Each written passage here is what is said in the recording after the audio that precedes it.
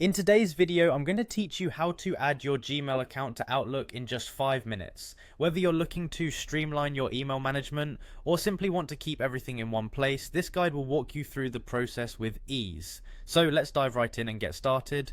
First things first, you'll want to open your Outlook app. This is where we will begin the setup of your Gmail account. Once you've got Outlook open and ready, proceed by entering your Gmail address. Make sure you type it accurately to avoid any unnecessary hiccups down the line.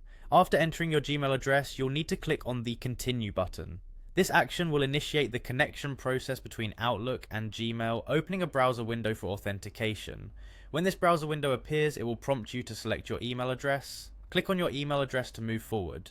Following this step, you'll encounter another Continue button. Yes, there's a lot of clicking continue in this process, but it's all part of ensuring your account is properly linked. Go ahead and click on continue once again to proceed. Next, you'll be asked to select all necessary permissions to allow Outlook to access your Gmail. Don't worry, this is a standard step that enables Outlook to manage your emails and synchronize everything seamlessly. Once you've selected all the required permissions, click continue to proceed. At this point, a pop-up window will appear asking you to open in the Outlook app. Make sure to click Open in Outlook app. This link is crucial for directing the changes we've made back into the Outlook environment. From here, you will follow the prompts on the screen to finish setting up your Gmail in Outlook. These prompts will guide you through any final details to tie up the connection and ensure everything is configured as it should be. Ultimately, adding Gmail to your Outlook is a simple process, paving the way for a more efficient email management system.